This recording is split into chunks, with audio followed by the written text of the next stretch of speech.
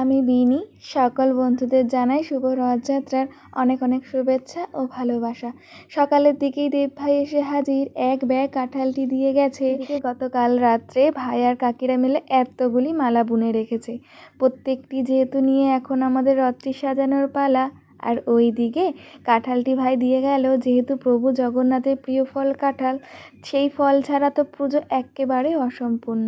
এই যে আমাদের রথটি, প্রত্যেকবার তো তাকে নিত্য নতুন রূপে সাজিয়ে তুলে নিই আমরা, কিন্তু এবারটি সকলের মনে একটি প্রশ্ন জেগেছে, ফুল দিয়ে সাজালে কেমন হয়। ফুল জিনিসটাই এমন, বেশ খারাপের থেকে ভালো কিন্তু দ্বিগুণ লাগবে। তাই সকলে মিলে হাতে হাতে এখন সুন্দর করে চেন ডিজাইনের আমরা ফুল দিয়ে রথটাকে পুরোপুরি সাজিয়ে নিচ্ছি। প্রথম দিকে কিন্তু আমরা একেবারে ভাবতে পারিনি যে এই ডিজাইনটি করার পর রথটিকে আর রথ নয়, পুরো একটি বার দেখে মনে হচ্ছে ফুলের সমাহার যাচ্ছে।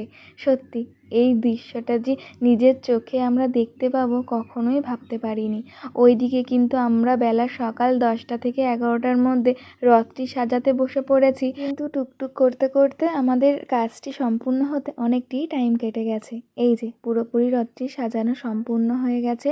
ভাই সব কিছু মুছে টুছে নিল। এখন আর এক যেটি এখানে ফলগুলো সুন্দর করে বানিয়ে নিচ্ছে। এখন আমরা বেলা 4টের দিকে রথটি নিয়ে রাস্তায় বেরোবো, যেহেতু তাই পুজো আর্চনার জন্য এবং প্রসাদের জন্য ফল, জিলাপি এবং নানা রকম কিন্তু মিষ্টি আমরা নিয়ে নিয়েছিলাম সঙ্গে করে। এই যে এখন রথটি আমরা বাইরে বের করে নিয়েছি। আর এই দিকে ভাইয়ের কাণ্ডটি দেখুন, দেখতেই বড় হয়েছে, এখনও কিন্তু সে ছোটটি রয়েছে। তাকে বলা হয়েছিল জগন্নাথ দেবকে একটু দুলিয়ে দুলিয়ে নিয়ে আসার জন্য, একেবারে এমন একটি দুলানো দিয়েছি যে তার মাথার থেকে মুটুকটি গেছে পড়ে। যাই হোক, ছোট্ট মানুষ, সে এতটি করেছে, এই অনেক।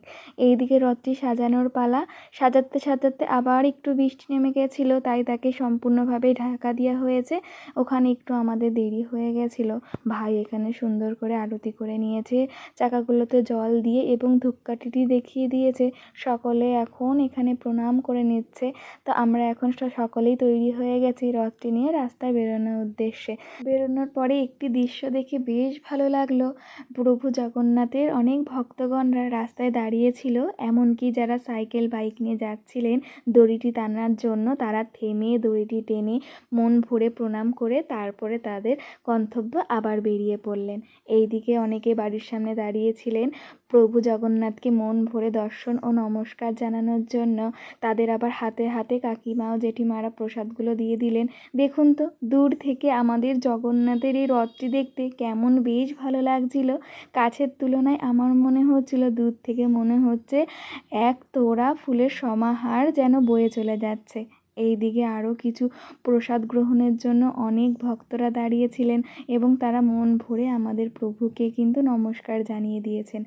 এই দিকে রওনা দিয়েছি আমরা সকলের বাড়িতে রথটি নিয়ে।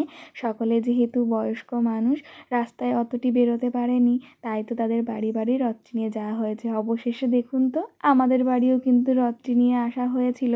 তাই তো সেই সুযোগে বাড়ির সকল বয়স্ক ও গুরুজনরাও কিন্তু রথের দড়িটি টেনে মন ভরে নমস্কারটি জানিয়ে নিতে পেরেছে। এই দিকে রথের দড়িটি যেহেতু মাঝখান থেকে বাঁধা হয়নি, তাই আমি একেবারে সেইটিকে বেঁধে দিয়েছি।